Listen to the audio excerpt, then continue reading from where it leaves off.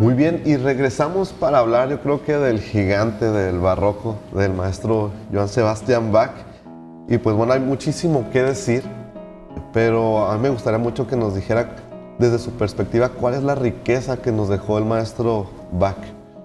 Las exigencias propias del barroco, entre ellas, el manejo del contrapunto o polifonía, que para nuestro público en general podemos hablar que es un lenguaje en el que están conversando dos personas, hablando al mismo tiempo. Y uno dice una cosa y el otro está diciendo otra, encimado al mismo tiempo, y sin embargo, el conjunto de dos elementos diferentes, de dos voces diferentes, hace que sea un producto artístico inteligible.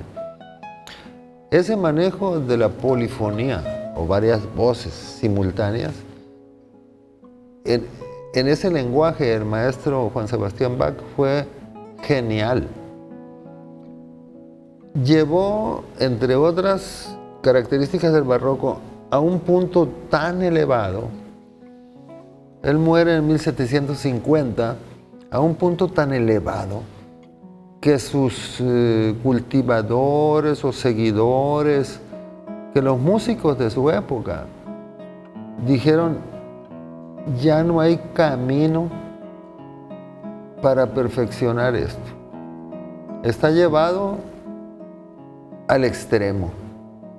Necesitamos nosotros, creadores y compositores de nuestro tiempo, y es 1750, hacer un lenguaje nuevo, un punto de partida nuevo, porque este tipo, y así está. Sin embargo, era muy común en el barroco, en el renacimiento, inclusive en el clasicismo, en el romanticismo, era muy común que a la llegada de los nuevos aires, las novedades, ahora lo vamos a hacer así, etcétera, era muy común que fueran cayendo en el olvido lo que había quedado atrás. Es decir, el hombre no tenía perspectiva del pasado. Es un poco como los chamacos de hoy, ¿verdad? ¿Qué tan interesante es el árbol genealógico para un chamaco de 15 años? Aparte de tu padre y tu abuelo, que los recordarás, tu bisabuelo, de qué familia viene, etc. Quizá no es muy importante. Quizá no es muy importante para la mayoría. Es decir, el hombre de aquella época, del barroco y después del barroco, no había desarrollado esa perspectiva de qué había en el pasado. Pero en el caso de Bach es diferente, porque había sido tan poderosa su producción, por una parte, que el viejo Bach, como decían sus hijos, se iba diluyendo poco a poquito, y después de 100 años llega un tipo que se fija en aquella producción que hizo aquel tipo y lo recupera y lo lleva a la escena actual. Estoy hablando de Mendelssohn. Y así como él, hay un Beethoven que estudia uno de los trabajos básicos de Bach, el clave bien temperado, una colección de fugas y preludios y fugas, y que está Beethoven interesado, y no solamente interesado, de cabecera lo tiene como lecciones de música. Así también Mozart, como lecciones de música, el viejo Bach. Entonces regresa para quedarse con Sebastián Bach. Nosotros, quiero decir, los cultivadores de la guitarra, tuvimos una fortuna. No existía la guitarra tal cual se conoce hoy. Y la guitarra de tiempos de Bach no da mucho juego para lo polifónico, pero el laúd, que sí es de tiempos de Bach, sí da mucho juego para lo polifónico, para el contrapunto.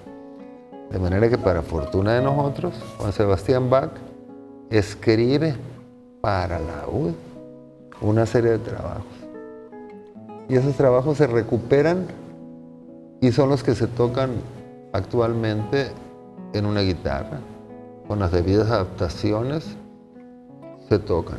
Y ese material es el que traje para ejemplificar el trabajo de Bach. Excelente, maestro. Y yo creo que podríamos hablar aquí mucho más tiempo del maestro Bach, pero también nos va a presentar un poquito de la música de él. ¿Qué nos va a presentar, maestro? Bueno, a Bach le tocó, como decía, ya escribir para el laúd. Eres un hombre que ya cultiva con toda la parsimonia y con todo el rigor las llamadas suites o colecciones. Ya Bach es un maestro en la construcción de suites, y una de las suites que hizo es la suite en mi menor. Así le llamamos, aunque las tonalidades y los registros y todo es un mundo muy complejo en esa época.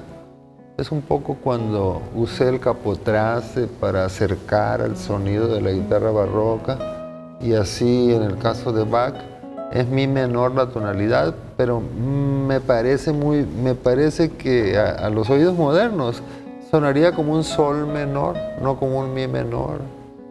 Y eso llevaría a un uso de capotraste en el tercer traste, pero una guitarra se te ahorca si andas hasta allá, tan agudo, etc.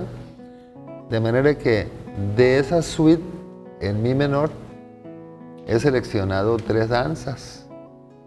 Una de ellas es una alemande o alemana.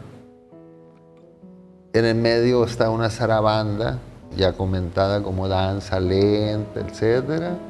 Y al final está una giga, ya comentada también como danza lenta. Las 3 piezas tienen el lenguaje bachiano, definitivamente son polifónicas, y mientras una voz hace tatán, la otra contesta turururu, paranana, taratata, tarare. Hay polifonía. En las 3 piezas hay polifonía. En la pieza central, en la zarabanda, es notorio la influencia del estilo francés, es decir, la ornamentación aplicada a lo armónico. Y así, de esa manera, como ya comenté hace rato, no todas las ediciones, es decir, ornamentar ofrece 2 caminos al intérprete de hoy. Yo lo viví. Ornamentar ofrece 2 caminos. Uno puede ver la obra como se publica la edición moderna. Ahí vienen ornamentos que son los que propone Michael Lorimer, los que propone Julian Bream, etc. Y uno puede decir, a ver, ¿qué escribió Juan Sebastián Bach en su época? ¿Qué tanto ornamento está proponiendo Bach? ¿Qué de sus notas reales pertenecen a ornamentos que están volcados al pentagrama directamente? Y eso es un trabajo fuerte, pero a quienes amamos esto y nos gusta y tuvimos oportunidad de estudiar, somos lectores que gustamos de eso, somos experimentales, o ya ha vivido mucho, como el que estás entrevistando, ¿verdad? que ya están muy viejos y aprenden muchas cosas. Así que con Bach, también para tocar estas 3 danzas de las que estoy hablando, también tuve que hacer un trabajo de ornamentación, donde hay gran parte de la propuesta ornamental es de Heriberto Soberanes. Y así presentaré esas 3 danzas. Excelente. Pues para ir directamente los dejo con el maestro Heriberto Soberanes.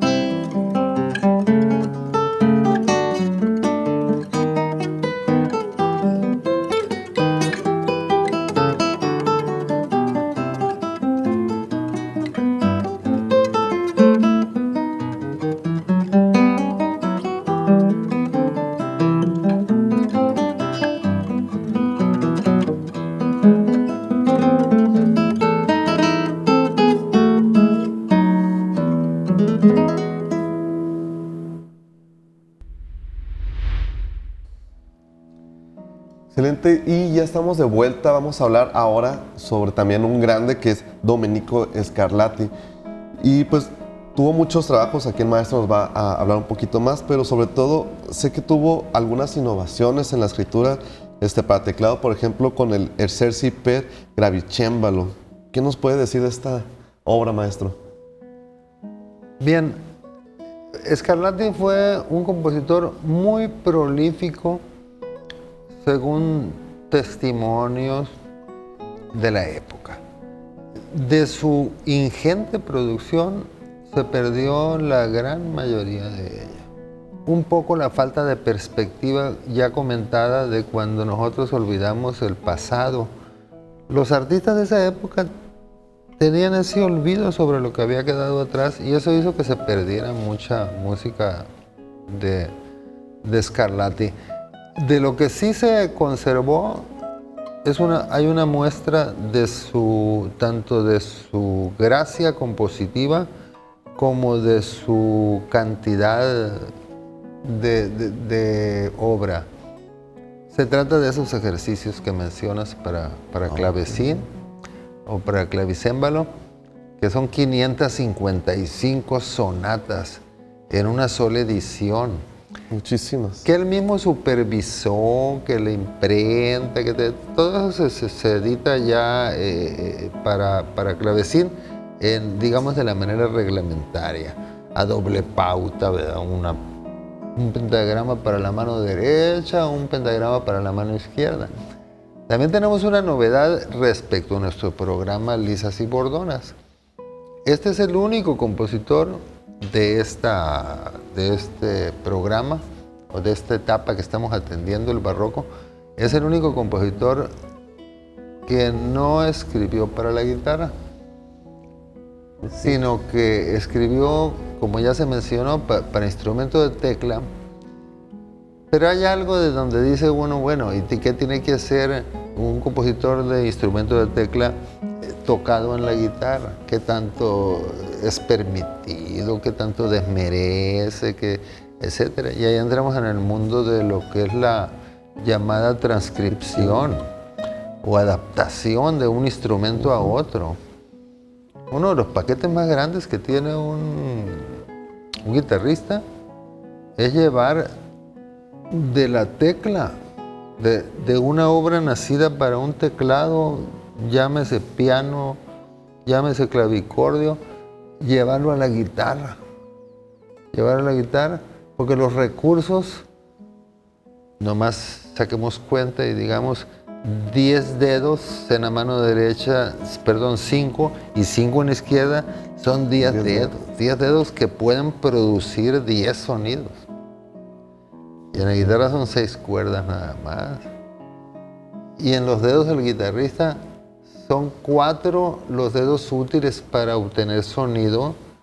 En su mano derecha son 4 y en la izquierda son 4. Pero no podemos decir que son 8 contra 10, porque los dedos del guitarrista trabajan en conjunto. Es decir, uno oprime una cuerda en este lugar y esa cuerda no va a sonar. Va a sonar si un dedo de la mano derecha la pulsa. Entonces prácticamente el guitarrista está de 4 contra 10. De manera que se ocupa un muy buen trabajo de transcripción para poder acercarnos. Ahora, ¿por qué se hace la transcripción?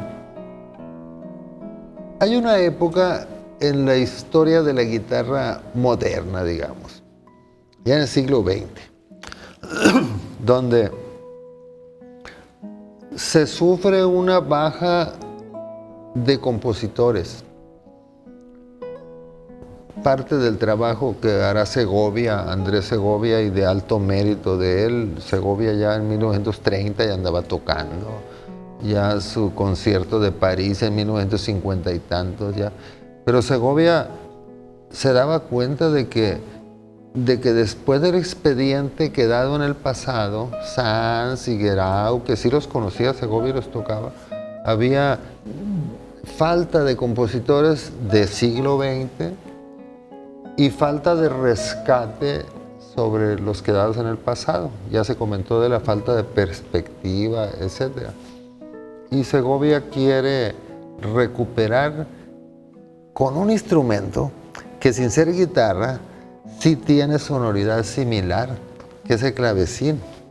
Fue prácticamente un autodidacta, don Andrés. Entonces hay muchas cosas que uno puede decir, pero sí le noto yo que a Segovia, sí le notas, nada más que él está viviendo su tiempo y sus circunstancias. Y tú, Heriberto Soberanes, tienes un montón de libros, tienes el internet al servicio, has estudiado aquí, has estudiado allá, los grandes maestros que te dan recomendaciones. Cada quien sus circunstancias.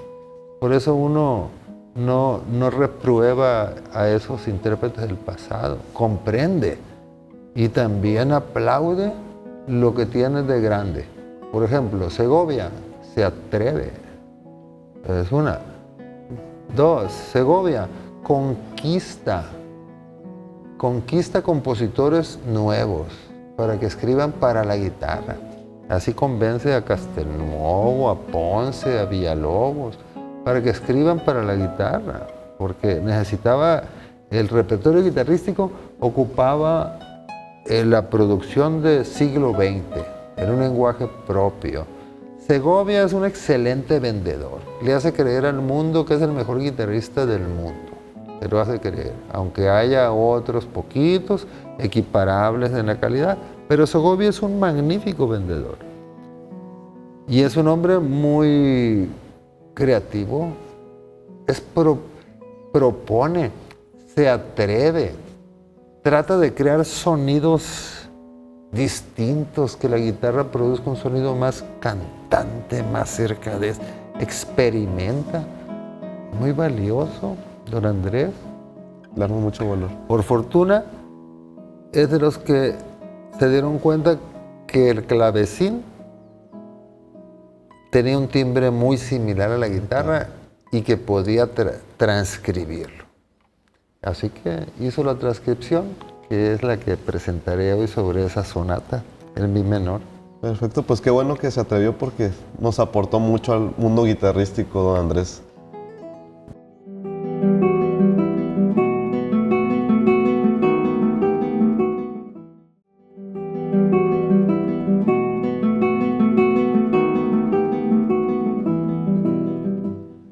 Bueno, maestro, y para cerrar, yo creo que todo esto que hemos estado charlando el día de hoy, que ha sido muy enriquecedor, de la época barroca, ¿qué extrae o qué nos trae como conclusión de esta época?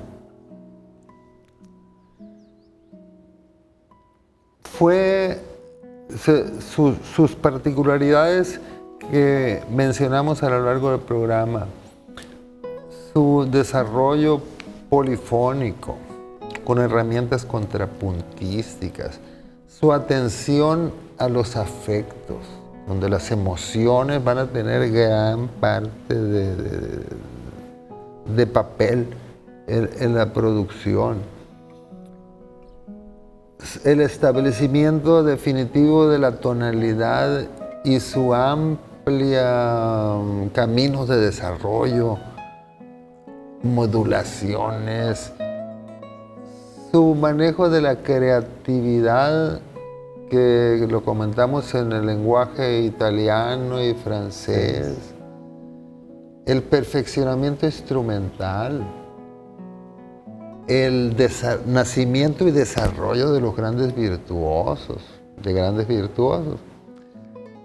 Todo eso hace que el barroco sea tan estimado que ya andando el siglo XX se arrancan corrientes que se llaman neobarrocas. Es decir, vamos a tomar el barroco de nuevo con una perspectiva del siglo XX, empleando herramientas del siglo XX, pero atendiendo las líneas directrices que aquellos viejos insignes nos dieron. El barroco definitivamente se establece, se desarrolla y sigue vivo en gran medida en el toque de la música. Todo eso es característica de este periodo que hemos atendido en estos programas, el barroco.